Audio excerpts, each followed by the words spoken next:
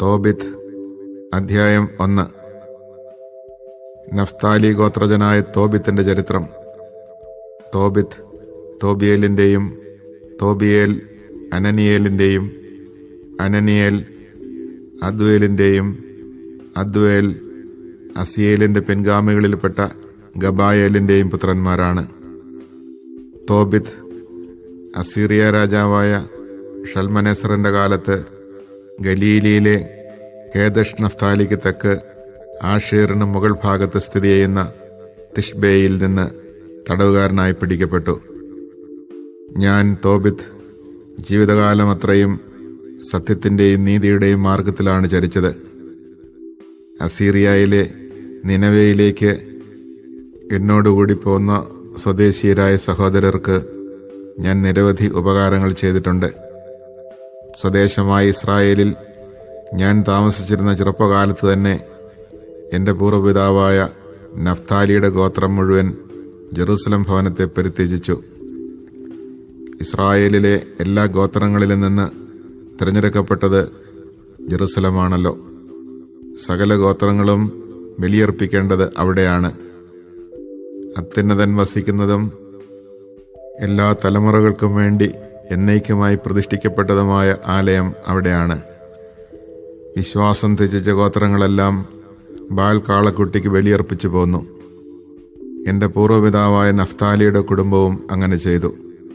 എന്നാൽ ഞാൻ മാത്രം ഇസ്രായേലിൻ്റെ ശാശ്വത നിയമമനുസരിച്ച് കൂടെ ഉത്സവങ്ങളിൽ പങ്കുകൊള്ളാൻ ജെറൂസലമിൽ പോയി. ആദ്യഫലങ്ങളും വിളവിൻ്റെ ദശാംശവും ആദ്യം കത്രിക്കുന്ന ആട്ടിൻ രോമവും ബലിപീഠത്തെങ്കൽ അഹറോന്റെ പുത്രന്മാരായ പുരോഹിതന്മാരെ ഞാൻ ഏൽപ്പിച്ചു. ഉൽപ്പന്നങ്ങളുടെ എല്ലാം ദശാംശം ജെറൂസലമിൽ ശുശ്രൂഷ ചെയ്തിരുന്ന ലേവിപുത്രന്മാർക്ക് ഞാൻ നൽകിപ്പോന്നു. മറ്റൊരു ദശാംശം വിറ്റ് കിട്ടുന്നത് എല്ലാ കൊല്ലവും ഞാൻ ജെറൂസലമിൽ കൊണ്ടുപോയി ചെലവഴിക്കുമായിരുന്നു. മൂന്നാമതൊരു ദശാംശം എൻ്റെ പിതാമഹിയായ ദെബോറ നിർദ്ദേശിച്ചനുസരിച്ച് എനിക്ക് കടപ്പാടുള്ളവർക്ക് ഞാൻ നൽകിപ്പോന്നു. പിതാവ് മരിച്ച അനാഥനായിരുന്നു ഞാൻ. പ്രായപൂർത്തിയായപ്പോൾ ഞാൻ എൻ്റെ കുടുംബത്തിൽപ്പെട്ട അന്ന എന്ന ഒരുവളെ വിവാഹം ചെയ്തു. അവളിൽ എനിക്ക് തോബിയാസ് എന്ന മകൻ ജനിച്ചു. തടവുകാരനായി നിനവേയിലെത്തിയപ്പോൾ എൻ്റെ സഹോദരന്മാരും ചാർച്ചക്കാരും വിജാതീയരുടെ ഭക്ഷണം കഴിച്ചു. എന്നാൽ ഞാൻ കഴിച്ചില്ല. കാരണം ദൈവത്തെക്കുറിച്ചുള്ള ഓർമ്മ എൻ്റെ മനസ്സിൽ നിറഞ്ഞു നിന്നിരുന്നു. അത്യുന്നതൻ്റെ കാരുണ്യത്താൽ ഞാൻ ഷൽമനേസറിൻ്റെ പ്രീതിക്ക് പാത്രമായി. അവൻ എന്നെ ഭക്ഷ്യവിഭവങ്ങൾ വാങ്ങുന്ന ചുമതല ഏൽപ്പിച്ചു. അങ്ങനെ ഞാൻ മേദിയായിൽ പോവുക പതിവായി. ഒരിക്കൽ മേദിയായിലെ റാഗേസിൽ വെച്ച് ഗബ്രിയാസിൻ്റെ സഹോദരൻ ഗബായേലിനെ ഞാൻ 10 താലന്ത് വെള്ളി സൂക്ഷിക്കാൻ ഏൽപ്പിച്ചു. ഷൽമനേസർ മരിച്ചു. മകൻ സെന്നക്കെരീബ് ഭരണമേറ്റു. അവൻ്റെ ഭരണകാലത്ത് രാജവീഥി സുരക്ഷിതമല്ലാതെ വന്നതുകൊണ്ട് ഞാൻ മേദിയായിൽ പോകാതെയായി. ഷൽമനേസറിൻ്റെ കാലത്ത് ഞാൻ എൻ്റെ നാട്ടുകാർക്ക് വളരെയേറെ ഉപകാരം ചെയ്തിട്ടുണ്ട്. വിശക്കുന്നവർക്ക് ഞാൻ ഭക്ഷണം കൊടുത്തു, നഗ്നർക്ക് വസ്ത്രം നൽകി. എൻ്റെ ജനത്തിൽ ആരുടെയെങ്കിലും മൃതശരീരം നിനവേയുടെ മതിലിന് വെളിയിൽ കിടക്കുന്നത് കണ്ടാൽ ഉടൻ ഞാൻ സംസ്കരിക്കുമായിരുന്നു. യൂദായിൽ നിന്ന് ഒളിച്ചോടി വന്ന ആരെയെങ്കിലും സെന്നക്കെരീബ് രാജാവ് വധിച്ചാൽ ഞാൻ അവരെ രഹസ്യമായി സംസ്കരിക്കും. വളരെ പേർ അവൻ്റെ കോപാഗ്നിയിൽപ്പെട്ട് മരിച്ചു. രാജാവ് മൃതദേഹങ്ങൾ അന്വേഷിച്ചപ്പോൾ കണ്ടില്ല. ഞാനാണ് മൃതദേഹങ്ങൾ മറവ് ചെയ്യുന്നതെന്ന് നിനവേക്കാരിൽ ആരോ രാജാവിനെ അറിയിച്ചു. അതോടെ എനിക്ക് ഒളിവിൽ പോകേണ്ടതായി വന്നു. എന്നെ കൊല്ലാൻ അന്വേഷിക്കുന്നെന്ന് കേട്ട് പേടിച്ച് ഞാൻ നാടുവിട്ടു. രാജാവ് എൻ്റെ വസ്തുവകകൾ കണ്ടുകെട്ടി.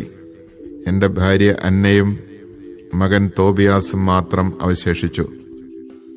50 ദിവസം തികഞ്ഞില്ല. സെന്നക്കെരീബിനെ അവൻ്റെ 2 പുത്രന്മാർ തന്നെ വധിച്ചു.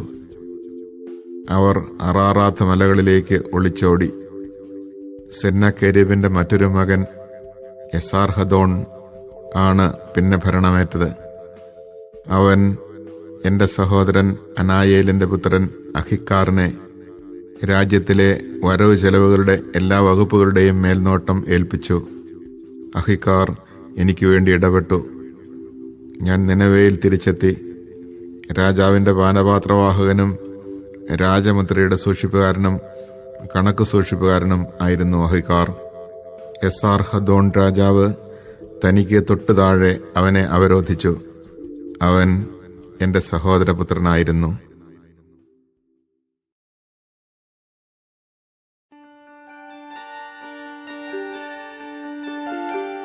തോബിത്ത് അധ്യായം 2. വീട്ടിലെത്തിയ എനിക്ക് ഭാര്യ അന്നയെയും പുത്രൻ തോബിയാസിനെയും തിരിച്ചു കിട്ടി. 7 ആഴ്ചയുടെ ഉത്സവമായ പെന്തക്കുസ്ത തിരുനാളായിരുന്നു അന്ന്.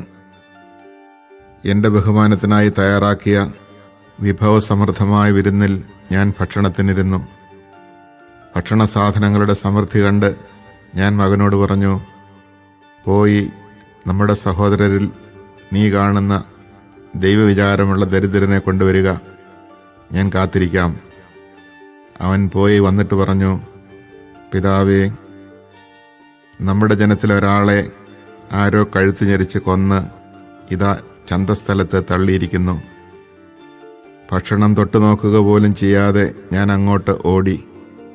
സൂര്യാസ്തമയം വരെ ശവശരീരം ഒരു സ്ഥലത്ത് ഭദ്രമായി സൂക്ഷിച്ചു. ഞാൻ തിരിച്ചു വന്ന് കുളിച്ച് അതീവ ദുഃഖത്തോടെ ആഹാരം കഴിച്ചു. ആമോസ് പ്രവാചകന്റെ വാക്കുകൾ ഓർമ്മയിൽ വന്നു. നിങ്ങളുടെ ഉത്സവങ്ങൾ ദുഃഖമയമായും നിങ്ങളുടെ ആനന്ദ തിമിർപ്പുകൾ വിലാപമായും മാറും. ഞാൻ കരഞ്ഞു. സൂര്യാസ്തമയത്തിന് ശേഷം ഞാൻ ചെന്ന് കുഴി കുഴിച്ച് മൃതദേഹം സംസ്കരിച്ചു. അയൽക്കാർ എന്നെ പരിഹസിച്ച് പറഞ്ഞു, ഈ പ്രവൃത്തി വധശിക്ഷയ്ക്ക് കാരണമാകുമെന്ന് അവന് ഭയമില്ലല്ലോ. ഒരിക്കൽ നാടുവിട്ടോടിയവനാണ്. എന്നിട്ടും ഇതാ പഴയപടി മരിച്ചവരെ സംസ്കരിക്കുന്നു. ശവസംസ്കാരം കഴിഞ്ഞ് രാത്രി തന്നെ ഞാൻ വീട്ടിലേക്ക് മടങ്ങി. അശുദ്ധനായിരുന്നതുകൊണ്ട് ഞാൻ അങ്കണത്തിൻ്റെ മതിലിനോട് ചേർന്ന് കിടന്ന് ഉറങ്ങി. മുഖം മൂടിയിരുന്നില്ല. എൻ്റെ പുറകിൽ മതിലിന്മേൽ കുരുവികൾ ഇരിക്കുന്നുണ്ടായിരുന്നു. അത് ഞാൻ അറിഞ്ഞില്ല. അന്ന് രാത്രി കുരുവികളുടെ ചുടുകാഷ്ടം ഇരു കണ്ണുകളിലും വീണ് വെളുത്ത പടലങ്ങൾ ഉണ്ടായി. പല വൈദ്യന്മാരെയും സമീപിച്ചെങ്കിലും ആർക്കും സുഖപ്പെടുത്താൻ കഴിഞ്ഞില്ല. എലിമായിസിലേക്ക് സ്ഥലം മാറിപ്പോകുന്നതുവരെ അഹിക്കാർ എന്നെ സംരക്ഷിച്ചു. ഉപജീവനത്തിനു വേണ്ടി എൻ്റെ ഭാര്യ അന്ന സ്ത്രീകൾക്ക് വശമായ തൊഴിൽ ചെയ്തു. സാധനങ്ങളുണ്ടാക്കി ഉടമസ്ഥന്മാർക്ക് കൊടുക്കുകയായിരുന്നു അവളുടെ പതിവ്. ഒരിക്കൽ അവൾക്ക് കൂലിക്ക് പുറമെ ഒരാട്ടിൻകുട്ടിയെ കൂടി അവർ കൊടുത്തു. അവൾ വീട്ടിൽ തിരിച്ചെത്തിയപ്പോൾ ആട്ടിൻകുട്ടിയുടെ കരച്ചിൽ കേട്ട് ഞാൻ ചോദിച്ചു, ഇതിനെ എവിടെ നിന്ന് കിട്ടി? കട്ടെടുത്തതല്ലേ? ഉടമസ്ഥനെ തിരിച്ചേൽപ്പിക്കുക. കട്ടെടുത്തത് ഭക്ഷിക്കുന്നത് ശരിയല്ല. കൂലിക്ക് പുറമെ സമ്മാനമായി തന്നതാണെന്ന് അവൾ പറഞ്ഞു. പക്ഷേ എനിക്ക് വിശ്വസിക്കാൻ കഴിഞ്ഞില്ല. ആട്ടിൻകുട്ടിയെ തിരിച്ചു കൊടുക്കണമെന്ന് ഞാൻ ശഠിച്ചു. അവളുടെ ഈ പ്രവൃത്തിയിൽ ഞാൻ ലജ്ജിച്ചു. അവൾ ചോദിച്ചു, നിന്റെ ദാനധർമ്മങ്ങളും സൽപ്രവൃത്തികളും എവിടെ? എല്ലാം അറിയാമെന്നല്ലേ ഭാവം?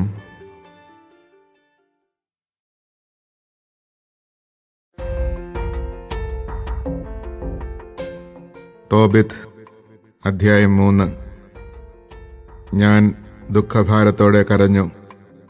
ഹൃദയവ്യഥയോടെ ഞാൻ പ്രാർത്ഥിച്ചു. കർത്താവേ, അവിടുന്ന് നീതിമാനാണ്. അങ്ങയുടെ പ്രവൃത്തികളും അങ്ങയുടെ മാർഗങ്ങളും കാരുണ്യവും സത്യവും നിറഞ്ഞതാണ്. അങ്ങയുടെ വിധി എന്നും സത്യവും നീതിനിഷ്ഠവുമാണ്. എന്നെ ഓർക്കുകയും കാരുണ്യപൂർവ്വം കടാക്ഷിക്കുകയും ചെയ്യണമേ. എൻ്റെയും എൻ്റെ പിതാക്കന്മാരുടെയും പാപങ്ങൾക്കും ഞാൻ അറിയാതെ ചെയ്ത അപരാധങ്ങൾക്കും അങ്ങ് ശിക്ഷ നൽകരുതേ. അങ്ങയുടെ കൽപ്പനകൾ അവർ പാലിച്ചില്ല. അതിനാൽ അങ്ങ് ഞങ്ങളെ കവർച്ചയ്ക്കും അടിമത്തത്തിനും മരണത്തിനും ഏൽപ്പിച്ചു കൊടുത്തു. ഞങ്ങൾ ചിതറിപ്പാർത്ത ഇടങ്ങളിലെ ജനതകൾക്ക് ഞങ്ങൾ പരിഹാസത്തിൻ്റെ പര്യായമായി തീർന്നു. എൻ്റെയും എൻ്റെ പിതാക്കന്മാരുടെയും പാപങ്ങൾക്ക് അങ്ങ് നൽകിയ ശിക്ഷ ന്യായയുക്തമാണ്. കാരണം ഞങ്ങൾ അങ്ങയുടെ കൽപ്പനകൾ പാലിച്ചില്ല. ഞങ്ങൾ അങ്ങയുടെ മുൻപിൽ സത്യസന്ധരായി വർത്തിച്ചുമില്ല. അങ്ങ് ഇഷ്ടാനുസരണം എന്നോട് പ്രവർത്തിക്കുക. എൻ്റെ ജീവൻ തിരിച്ചെടുത്തുകൊള്ളുക. ഞാൻ മരിച്ച് മണ്ണായി തീർന്നുകൊള്ളട്ടെ.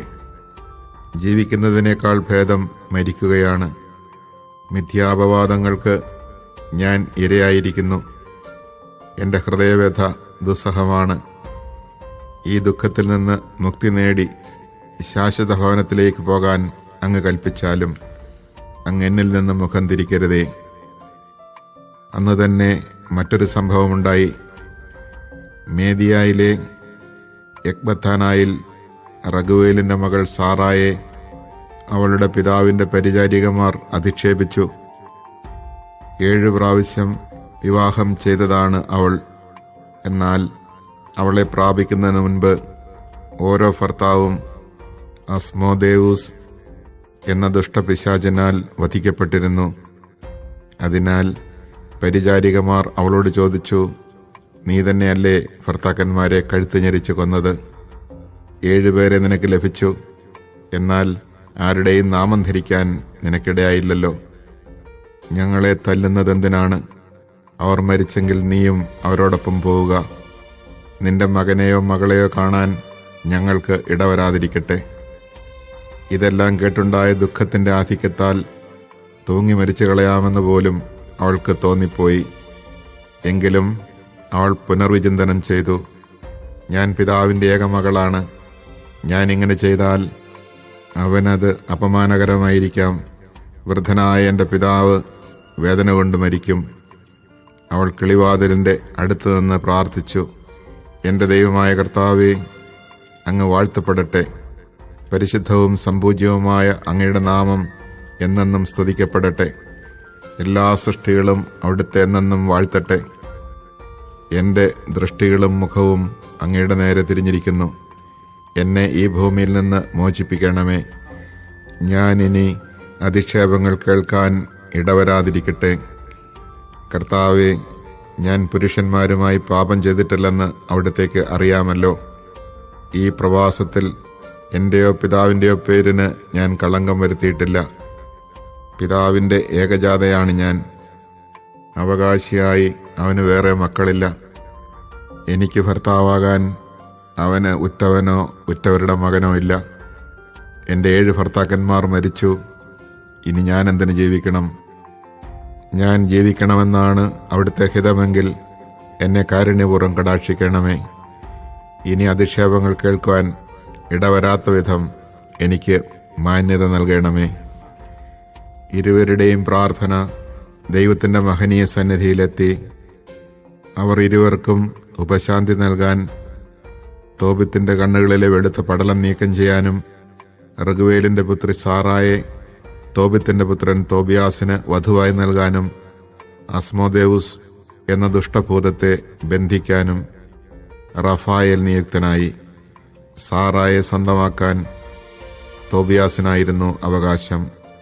തോബിത്ത് മടങ്ങി വന്ന് വീട്ടിലേക്ക് കയറിയതും റഘുവേലിൻ്റെ പുത്രി സാറ മുകളിലെ മുറിയിൽ നിന്ന് ഇറങ്ങി വന്നതും ഒരേ നിമിഷത്തിലായിരുന്നു.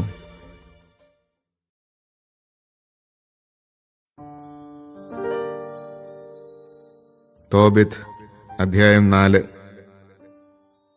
അന്ന് തോബിത്ത് മേദിയായിലെ റാഗസിൽ വെച്ച് ഗബായേലിൻ്റെ പക്കൽ സൂക്ഷിക്കാൻ ഏൽപ്പിച്ചിരുന്ന പണത്തിൻ്റെ കാര്യം ഓർത്തു. അവൻ ആത്മഗതം ചെയ്തു. ഞാൻ മരണത്തിനു വേണ്ടി പ്രാർത്ഥിച്ചു. മരിക്കുന്നതിന് മുൻപ് എൻ്റെ മകൻ തോബിയാസിനെ വിളിച്ച് ആ പണത്തിൻ്റെ കാര്യം പറയാം. അവൻ മകനെ വിളിച്ചു പറഞ്ഞു, മകനെ, ഞാൻ മരിക്കുമ്പോൾ എന്നെ സംസ്കരിക്കുക. നിന്റെ അമ്മയുടെ കാര്യം ഒരിക്കലും മറക്കരുത്. ജീവിതകാലം മുഴുവൻ അവളെ ആദരിക്കണം. അമ്മയുടെ ഹിതം നോക്കണം. ഒരിക്കലും അവളെ വേദനിപ്പിക്കരുത്. മകനെ, നിന്നെ ഉദരത്തിൽ വഹിക്കുന്ന കാലത്ത് അവൾ നിനക്ക് വേണ്ടി വളരെ അപകടങ്ങളെ നേരിട്ടിട്ടുണ്ടെന്ന് ഓർക്കണം. മരിക്കുമ്പോൾ അവളെ എനിക്ക് സമീപം അതേ ശവകുടീരത്തിൽ സംസ്കരിക്കണം. മകനെ, ജീവിതകാലം മുഴുവൻ നമ്മുടെ ദൈവമായ കർത്താവിനെ ഓർക്കുക. ഒരിക്കലും പാപം ചെയ്യുകയോ അവിടുത്തെ കൽപ്പനകൾ ലംഘിക്കുകയോ അരുത്. ജീവിതകാലം മുഴുവൻ നിന്റെ പ്രവൃത്തികൾ നീതിനിഷ്ഠമായിരിക്കട്ടെ. അനീതി പ്രവർത്തിക്കരുത്. നിന്റെ പ്രവൃത്തികൾ സത്യനിഷ്ഠമായിരുന്നാൽ എല്ലാ ചെയ്തികളിലും നിനക്ക് ഐശ്വര്യം കൈവരും. നീതിനിഷ്ഠയോടെ ജീവിക്കുന്നവർക്ക് നിന്റെ സമ്പാദ്യത്തിൽ നിന്ന് ദാനം ചെയ്യുക. ദാനധർമ്മം ചെയ്യുന്നതിൽ മടി കാണിക്കരുത്. പാവപ്പെട്ടവനിൽ നിന്ന് മുഖം തിരിച്ചു കളയരുത്. അപ്പോൾ ദൈവം നിന്നിൽ നിന്ന് മുഖം തിരിക്കുകയില്ല. സമ്പത്തേറുമ്പോൾ അതനുസരിച്ച് ദാനം ചെയ്യുക.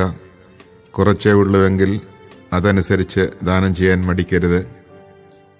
ദരിദ്രകാലത്തേക്ക് ഒരു നല്ല സമ്പാദ്യം നേടിവയ്ക്കുകയായിരിക്കും നീ അതുവഴി ചെയ്യുന്നത്. എന്തെന്നാൽ ദാനധർമ്മം മൃത്യുവിൽ നിന്ന് രക്ഷിക്കുകയും അന്ധകാരത്തിൽപ്പെടുന്നതിൽ നിന്ന് കാത്തുകൊള്ളുകയും ചെയ്യുന്നു. ദാനധർമ്മം അത്യുന്നതന്റെ സന്നിധിയിൽ വിശിഷ്ടമായ കാഴ്ചയാണ്. എല്ലാത്തരം അധാർമികതയിൽ നിന്ന് നിന്നെ കാത്തുകൊള്ളുക. നിന്റെ പൂർവികരുടെ ഗോത്രത്തിൽ നിന്ന് മാത്രം ഭാര്യയെ സ്വീകരിക്കുക. അന്യജനതകളിൽ നിന്ന് വിവാഹം ചെയ്യരുത്. നാം പ്രവാചകന്മാരുടെ സന്തതികളാണ്. മകനെ, നമ്മുടെ പൂർവ്വപിതാക്കന്മാരായ നോഹ, അബ്രാഹം, ഇസഹാക്ക്, യാക്കോബ് എന്നിവരെല്ലാം തങ്ങളുടെ ചാർച്ചക്കാരുടെ ഇടയിൽ നിന്നാണ് ഭാര്യമാരെ തിരഞ്ഞെടുത്തത് എന്ന കാര്യം നീ അനുസ്മരിക്കണം. സന്താനങ്ങൾ വഴി അവർ അനുഗ്രഹീതരായി. അവരുടെ പിൻതലമുറ ദേശം അവകാശമാക്കും. അതിനാൽ മകനെ, നിന്റെ സഹോദരന്മാരെ സ്നേഹിക്കുക. നിന്റെ ചാർച്ചക്കാരിൽ നിന്ന്, നിന്റെ ജനത്തിൻ്റെ മക്കളിൽ നിന്ന് ഭാര്യയെ സ്വീകരിക്കാതെ അവരെ നിന്ദിക്കരുത്. അഹങ്കാരം വിനാശവും അരാജകത്വവും വരുത്തും. അലസത നാശത്തിനും പട്ടിണിക്കും നിദാനമാകുന്നു. കാരണം അലസതയാണ് ദാരിദ്ര്യത്തിൻ്റെ മാതാവ്. വേല ചെയ്യുന്നവൻ്റെ കൂലി പിറ്റേ ദിവസത്തേക്ക് നീട്ടിവെക്കരുത്. അതത് ദിവസം തന്നെ കൊടുത്തു തീർക്കുക. ദൈവശുശ്രൂഷ ചെയ്താൽ പ്രതിഫലം ലഭിക്കും. മകനെ, എല്ലാ പ്രവൃത്തികളും ശ്രദ്ധാപൂർവം ചെയ്യുക. നിന്റെ പെരുമാറ്റം ചിട്ടയുള്ളതായിരിക്കണം. നിനക്ക് അഹിതമായത് അപരനോടും ചെയ്യരുത്. അമിതമായി മദ്യപിക്കരുത്. ഉന്മത്തത ശീലമാക്കരുത്. വിശക്കുന്നവനുമായി നിന്റെ അപ്പം പങ്കിടുക. നഗ്നനുമായി നിന്റെ വസ്ത്രവും. മിച്ചമുള്ളത് ദാനം ചെയ്യുക. ദാനധർമ്മം ചെയ്യുന്നതിൽ മടി കാണിക്കരുത്. നീതിമാന്മാരുടെ ശവകുടീരത്തങ്കൽ അപ്പം വിതരണം ചെയ്യുക. പാപികൾക്ക് കൊടുക്കരുത്. വിവേകമുള്ള ഏതൊരുവനിൽ നിന്ന് ഉപദേശം തേടുക. സതുപദേശം നിരസിക്കരുത്. ദൈവമായ കർത്താവിനെ എപ്പോഴും വാഴ്ത്തുക. നിന്റെ പാതകൾ നേരെയാകാനും നീ നനയ്ക്കുന്ന കാര്യങ്ങൾ ശുഭമായി ഭവിക്കാനും അവിടുത്തോട് പ്രാർത്ഥിക്കുക. ജനതകൾക്ക് ജ്ഞാനം നൽകപ്പെട്ടിട്ടില്ല. കർത്താവാണ് എല്ലാ നന്മയും നൽകുന്നത്. അവിടുന്ന് എളിമപ്പെടുത്തണമെന്ന് വിചാരിക്കുന്നവനെ അങ്ങനെ ചെയ്യുന്നു. അതിനാൽ മകനെ, എൻ്റെ കൽപ്പനകൾ അനുസ്മരിക്കുക. അവ നിന്റെ മനസ്സിൽ നിന്ന് മാഞ്ഞുപോകാൻ അനുവദിക്കരുത്. മേദിയായിലെ റാഗസിൽ ഗബ്രിയാസിന്റെ പുത്രൻ ഗബായേലിന്റെ പക്കൽ ഞാൻ 10 താലന്ത് വെള്ളി ഏൽപ്പിച്ച കാര്യം പറയട്ടെ. മകനെ, നമ്മൾ ദരിദ്രരായി തീർന്നതിൽ നിനക്ക് ആധി വേണ്ട. നിനക്ക് ദൈവത്തോട് ഭക്തി ഉണ്ടായിരിക്കുകയും നീ പാപത്തിൽ നിന്ന് ഒഴിഞ്ഞു നിൽക്കുകയും അവിടത്തേക്ക് പ്രീതികരമായത് അനുഷ്ഠിക്കുകയും ചെയ്താൽ നിനക്ക് വലിയ സമ്പത്ത് കൈവരും.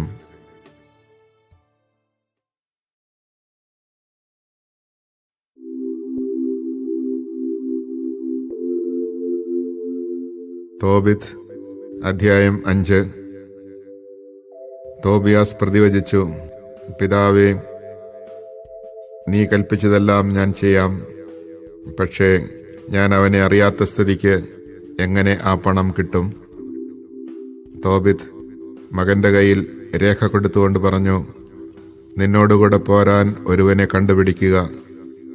ജീവിച്ചിരിക്കുന്നിടത്തോളം കാലം ഞാൻ അവന് കൂലി കൊടുത്തുകൊള്ളാം. പോയി ആ പണം വാങ്ങിവരിക.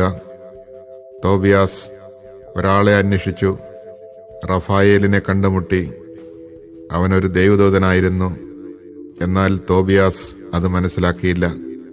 അവൻ ചോദിച്ചു, മേദിയായിലെ റാഗസിലേക്ക് എന്നോടുകൂടെ പോരാമോ? ആ പ്രദേശം നിനക്ക് പരിചയമുണ്ടോ?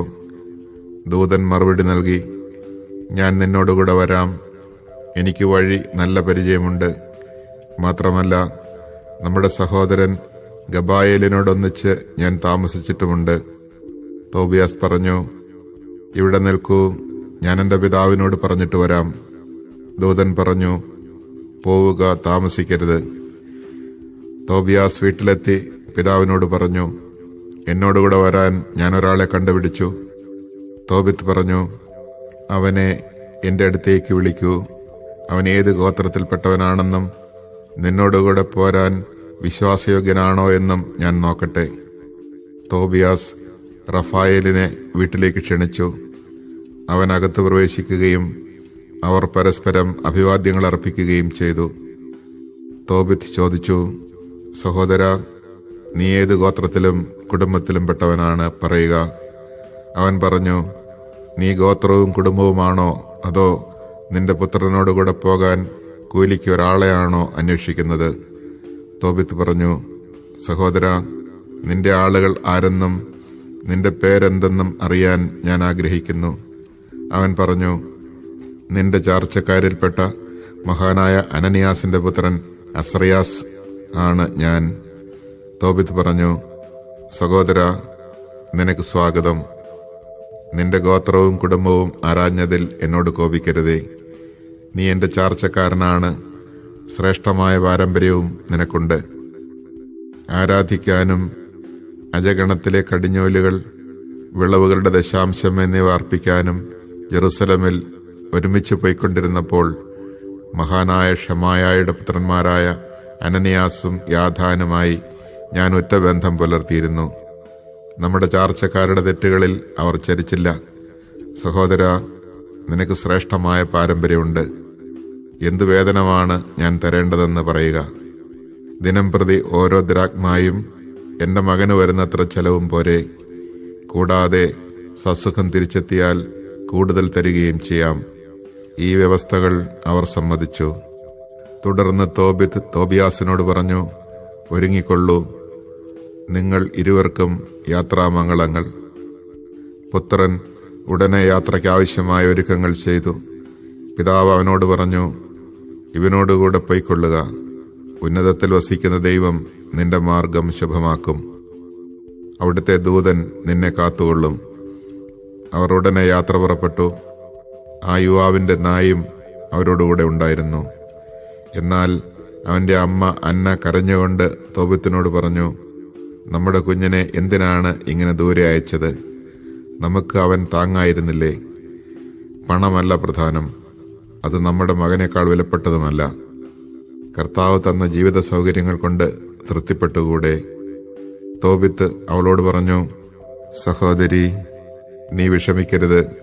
അവൻ സുരക്ഷിതനായി മടങ്ങിയെത്തുന്നത് നീ കാണും. കാരണം ഒരു നല്ല ദൂതൻ അവനോടൊത്തു പോകും. അവൻ്റെ യാത്ര മംഗളകരമായിരിക്കും. സുഖമായി അവൻ മടങ്ങുകയും ചെയ്യും. അവൾ കരച്ചിൽ നിർത്തി. Tobit, chapter 1.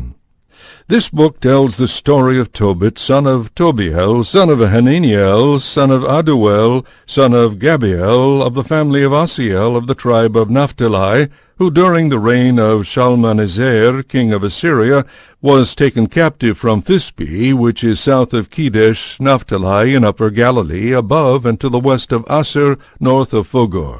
I, Tobit, have walked all the days of my life on the paths of truth and righteousness. I performed many charitable works for my kinsmen and my people who have been deported with me to Nineveh in Assyria.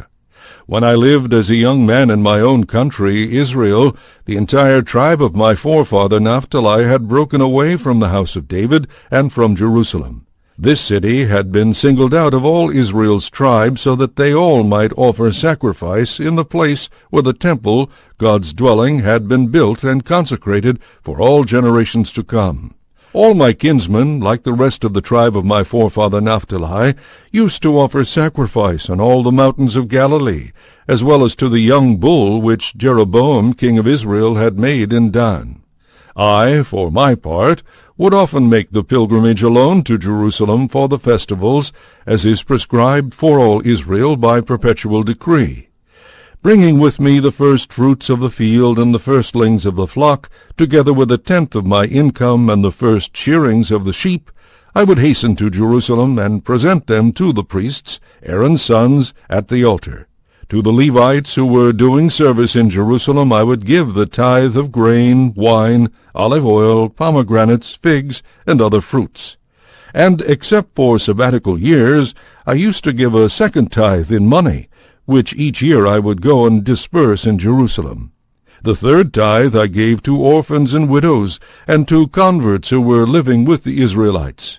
Every third year I would bring them this offering, and we aided in keeping with the decree of the Mosaic law and the commands of Deborah the mother of my father Tobiel, for when my father died he left me an orphan. When I reached manhood I married Anna, a woman of our own lineage. By her I had a son whom I named Tobiah. Now after I had been deported to Nineveh, all my brothers and relatives ate the food of heathens, but I refrained from eating that kind of food. Because of this wholehearted service of God, the Most High granted me favor and status with Shalmaneser, so that I became purchasing agent for all his needs. Every now and then until his death I would go to Media to buy goods for him. I also deposited several pouches containing a great sum of money with my kinsman Gabael, son of Gabrai, who lived at Rages in Media. But when Shalmaneser died and his son Sennacherib succeeded him as king, the roads to Media became unsafe, so I could no longer go there. During Shalmaneser's reign I performed many charitable works for my kinsmen and my people. I would give my bread to the hungry and my clothing to the naked. If I saw one of my people who had died and been thrown outside the walls of Nineveh, I would bury him. I also buried anyone whom Sennacherib slew when he returned as a fugitive from Judea during the days of judgment decreed against him by the heavenly king because of the blasphemies he had uttered. In his rage he killed many Israelites, but I used to take their bodies by stealth and bury them, so when Sennacherib looked for them he could not find them. But a certain citizen of Nineveh informed the king that it was I who buried the dead. When I found out that the king knew all about me and wanted to put me to death, I went into hiding. Then in my fear I took to flight. Afterward all my property was confiscated. I was left with nothing. All that I had was taken to the king's palace, except for my wife Anna and my son Tobiah. But less than 40 days later the king was assassinated by 2 of his sons, who then escaped into the mountains of Ararat. His son Esarhaddon, who succeeded him as king, placed Ahikar, my brother Anael's son, in charge of all the accounts of his kingdom, so that he took control over the entire administration. Then Ahikar interceded on my behalf, and I was able to return to Nineveh. For under Sennacherib king of Assyria, Ahikar had been chief cupbearer, keeper of the seal, administrator, and treasurer. And Esarhaddon reappointed him. He was a close relative, in fact, my nephew. Chapter 2. Thus under King Esarhaddon I returned to my home, and my wife Anna and my son Tobiah were restored to me. Then on our festival of Pentecost, the Feast of Weeks, a fine dinner was prepared for me, and I reclined to eat. The table was set for me, and when many different dishes were placed before me, I said to my son Tobiah, "My son, go out and try to find a poor man from among our kinsmen exiled here in Nineveh. If he is a sincere worshipper of God, bring him back with you, so that he can share this meal with me. Indeed, son, I shall wait for you to come back." Tobiah went out to look for some poor kinsman of ours. When he returned, he exclaimed, "Father." I said to him, "What is it, son?" He answered, "Father, one of our people has been murdered. His body lies in the marketplace where he was just strangled." I sprang to my feet, leaving the dinner untouched, and I carried the dead man from the street and put him in one of the rooms, so that I might bury him after sunset. Returning to my own quarters, I washed myself and ate my food in sorrow. I was reminded of the oracle pronounced by the prophet Amos against Bethel, "Your festival shall be turned into mourning, and all your songs into lamentation." And I wept. Then at sunset I went out, dug a grave, and buried him. The neighbors mocked me, saying to one another, "Will this man never learn? Once before he was hunted down for execution because of this very thing, yet now that he has escaped, here he is again burying the dead." That same night I bathed and went to sleep next to the wall of my courtyard. Because of the heat I left my face uncovered. I did not know there were birds perched on the wall above me till their warm droppings settled in my eyes, causing cataracts. I went to see some doctors for a cure, but the more they anointed my eyes with various salves, the worse the cataracts became, until I could see no more. For 4 years I was deprived of eyesight, and all my kinsmen were grieved at my condition. A Haikar, however, took care of me for 2 years until he left for Elimaes. At that time my wife Anna worked for hire at weaving cloth, the kind of work women do. When she sent back the goods to their owners, they would pay her.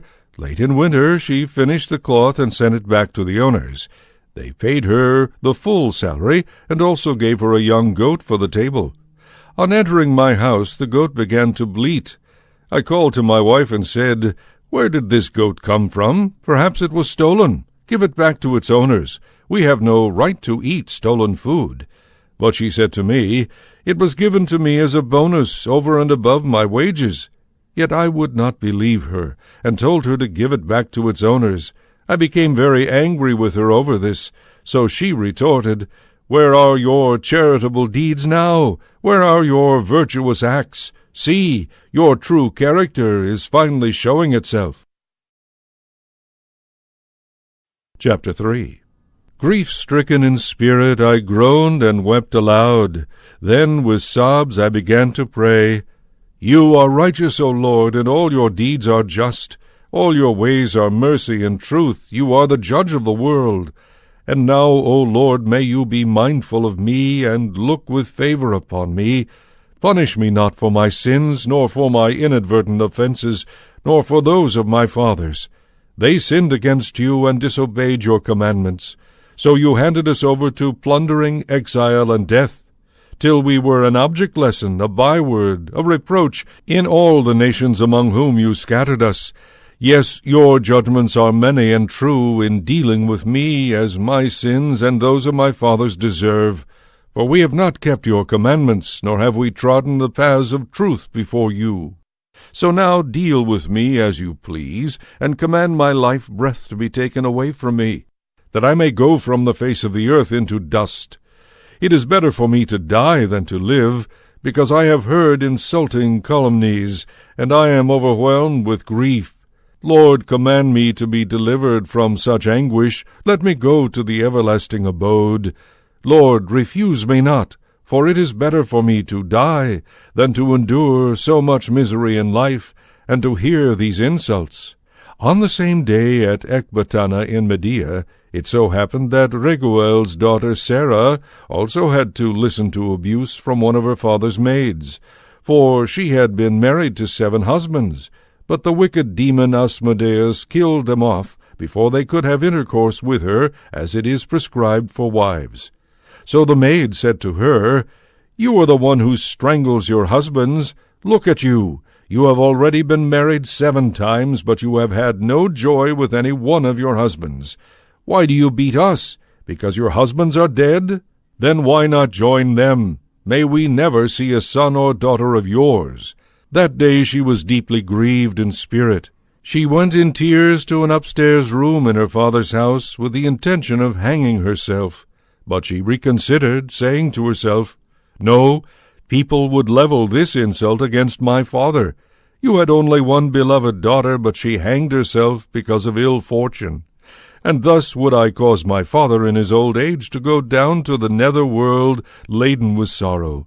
It is far better for me not to hang myself, but to beg the Lord to have me die, so that I need no longer live to hear such insults." At that time then she spread out her hands, and facing the window, poured out this prayer. Blessed are you, O Lord, merciful God, forever blessed and honored is your holy name. May all your works forever bless you. And now, O Lord, to you I turn my face and raise my eyes. Bid me to depart from the earth, never again to hear such insults. You know, O Master, that I am innocent of any impure act with a man, and that I have never defiled my own name or my father's name in the land of my exile. I am my father's only daughter, and he has no other child to make his heir, nor does he have a close kinsman or other relative whom I might bide my time to marry. I have already lost 7 husbands. Why then should I live any longer? But if it please you, Lord, not to slay me, look favorably upon me and have pity on me. Never again let me hear these insults. At that very time the prayer of these 2 suppliants was heard in the glorious presence of Almighty God. So Raphael was sent to heal them both, to remove the cataracts from Tobit's eyes, so that he might again see God's sunlight, and to marry Raguel's daughter Sarah to Tobit's son Tobiah, and then drive the wicked demon Asmodeus from her. For Tobiah had the right to claim her before any other who might wish to marry her. In the very moment that Tobit returned from the courtyard to his house, Raguel's daughter Sarah came downstairs from her room. Chapter 4. That same day Tobit remembered the money he had deposited with Gabael at Regis in Media, and he thought, Now that I have asked for death, why should I not call my son Tobiah and let him know about this money before I die? So he called his son Tobiah, and when he came, he said to him, My son, when I die, give me a decent burial. Honor your mother, and do not abandon her as long as she lives. Do whatever pleases her, and do not grieve her spirit in any way. Remember, my son, that she went through many trials for your sake while you were in her womb. And when she dies, bury her in the same grave with me. Through all your days, my son, keep the Lord in mind, and suppress every desire to sin or to break his commandments. Perform good works all the days of your life, and do not tread the paths of wrongdoing. For if you are steadfast in your service, your good works will bring success not only to you, but also to all those who live uprightly. Give alms from your possessions. Do not turn your face away from any of the poor, and God's face will not be turned away from you. Son, give alms in proportion to what you own. If you have great wealth, give alms out of your abundance. If you have but little, distribute even some of that. But do not hesitate to give alms. You will be storing up a goodly treasure for yourself against the day of adversity. Almsgiving frees one from death, and keeps one from going into the dark abode. Alms are a worthy offering in the sight of the Most High for all who give them. Be on your guard, son, against every form of immorality, and above all, marry a woman of the lineage of your forefathers. Do not marry a stranger who is not of your father's tribe, because we are sons of the prophets. My boy, keep in mind Noah, Abraham, Isaac, and Jacob, our fathers from of old. All of them took wives from among their own kinsmen, and were blessed in their children. Remember that their posterity shall inherit the land. Therefore, my son, love your kinsmen. Do not be so proud-hearted toward your kinsmen, the sons and daughters of your people, as to refuse to take a wife for yourself from among them. For in such arrogance there is ruin and great disorder. Likewise in worthlessness there is decay and dire poverty. For worthlessness is the mother of famine. Do not keep with you overnight the wages of any man who works for you, but pay him immediately. If you thus behave as God's servant, you will receive your reward. Keep a close watch on yourself, my son, in everything you do, and discipline yourself in all your conduct.